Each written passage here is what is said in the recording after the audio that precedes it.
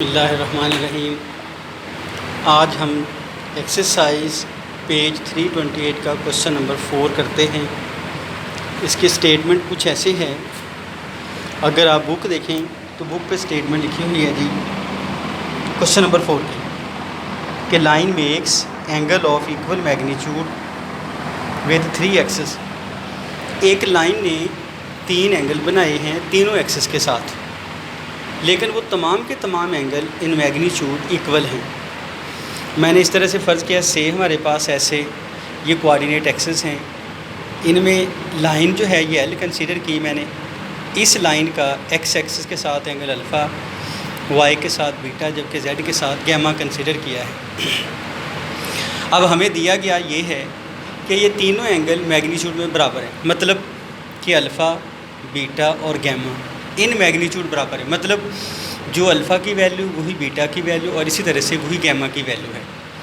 तो मैंने लिखा है since angle in magnitude are equal, कि जो तीनों के तीनों एंगल है ये मैग्नीट्यूड में बराबर हैं। तो सो वी कैन से कि अल्फ़ा, बीटा और गैमा ये आपस में इक्वल हो गए। अब रिज़ल्ट हमारे पास ये है कि L square plus M square plus N square जो है ये 1 के इक्वल है। लेकिन एल की वैल्यू अगर आपको याद हो हमने कॉस अल्फ़ा, एम की वैल्यू कॉस बीटा और एन की वैल्यू हमने कॉस गैमा लिखी। तो इसका मतलब जब हम एल की जगह पे कॉस अल्फ़ा लिखेंगे तो स्केयर हो जाएगा, एम की जगह पे बीटा कॉस बीटा लिखेंगे स्केयर हो गया, एन की जगह पे गैमा तो कॉस स्केयर गैमा हो गया। लेकिन चूंकि ये तीनों एंगल अल्फ़ा, बीटा, गैमा बराबर हैं तो इसका मतलब हम अल्फ़ा की जगह पे अल्फ़ा लिख लेते हैं, बीटा को भी अल्फ़ा लिख लेते हैं, गैमा को भी अल्फ़ा लिख लेते हैं। तो इसका मतलब कॉस स्केयर अल्फ़ा जमा cos square alpha plus cos square alpha equal to 1 हो गया।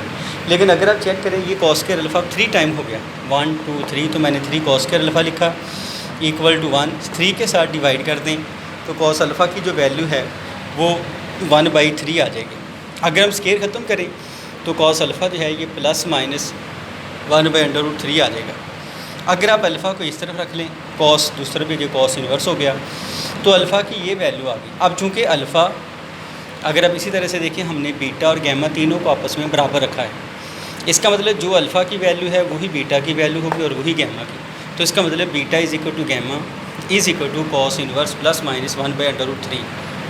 तो इस तरह से ये क्वेश्चन हमारा कंप्लीट हो गया कि जब कोई लाइन 3 एंगल तीनों एक्सेस के साथ बनाए और मैग्नीट्यूड में बराबर हो तो उनकी वैल्यूज़ निकालें, वो हमने निकाल ली।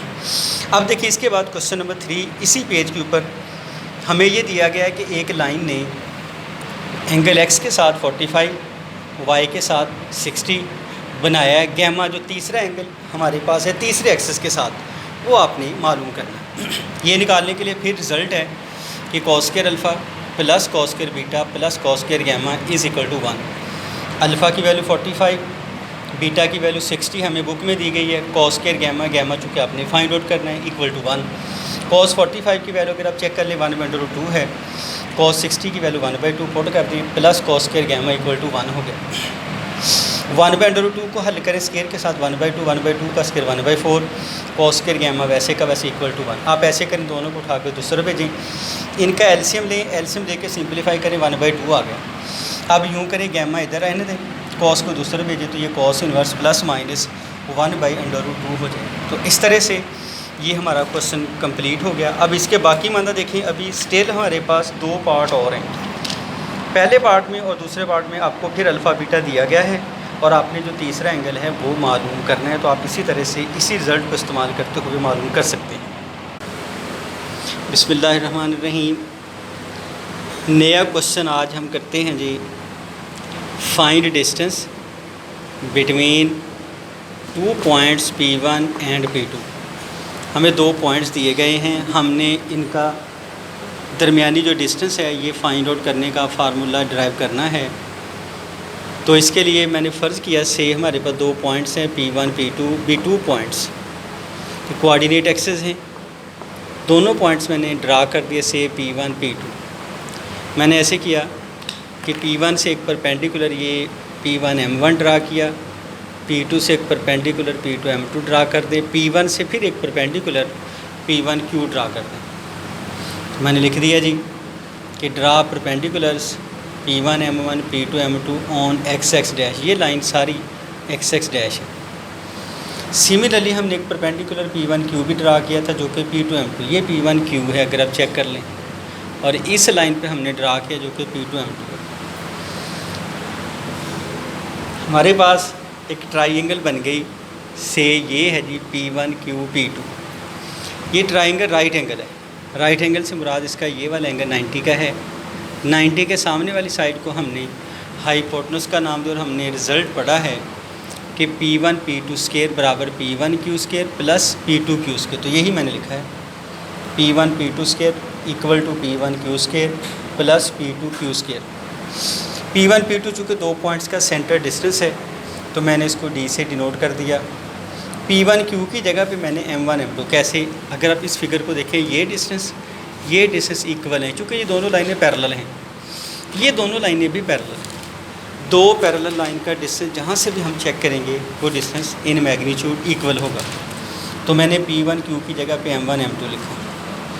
ये P2Q था, मैंने इसकी जगह पे ये वाली चीज़ लिखी। ये कैसे, इसमें आ जाए फिगर में, P2Q ये आपके पास डिस्टेंस है, मैंने ऐसे किया, इस सारे डिस्टेंस में से इस डिस्टेंस को माइनस कर दिया। तो जब टोटल में से ये माइनस करेंगे तो ये वाली चीज़ ऊपर आ जाएगी। इसी तरह से ये जो M1 M2 इसकी जगह मैंने लिखा ये टोटल डिस्टेंस OM2 और इसमें से ये माइनस कर दिया OM1, तो ये लिख दिया। अब ये जो OM1 है ये P1 का x वाला कंपोनेंट, और x वाला कंपोनेंट अगर आप देखिए तो x1 है, तो मैंने OM2 की जगह पे x2, OM1 की जगह पे x1, इसी तरह से P2M2 की जगह पे y2, जबकि QM2 की जगह पे y1 लिख दिया।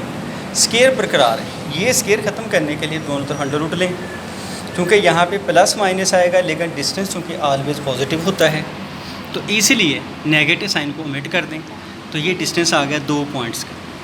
लेकिन ये बात याद रखें, ये तो था जब हमारे पास 2 एक्सेस होंगे, यानी एक x एक्सेस होगा और एक y एक्सेस होगा। लेकिन अगर एक्सेस 3 आ जाए, x, y और z आ जाए, तो फिर आपने ये जो एंड पे फार्मूला आपने ड्राइव किया इसी में थोड़ी सी चेंज कर दें। क्या, वैसे तो हमने लिखा है कि x2 minus x1 square plus y2 minus y1 square root, लेकिन जब ये तीनों एक्सेस होंगे तो x2 माइनस x1 का स्केयर, y2 माइनस y1 का स्केयर, और उसमें ये तीसरा इजाफा कर दें z2 minus z1 square root बरकरार है। तो इस तरह से ये फार्मूला बन गया कि जब भी हमारे पास 2 पॉइंट्स आ जाएं और हमें ये कहा जाए कि आप उन 2 पॉइंट्स का सेंटर डिस्टेंस निकालें, तो ये वाला जो फार्मूला है ये तब आपने इस्तेमाल करना है।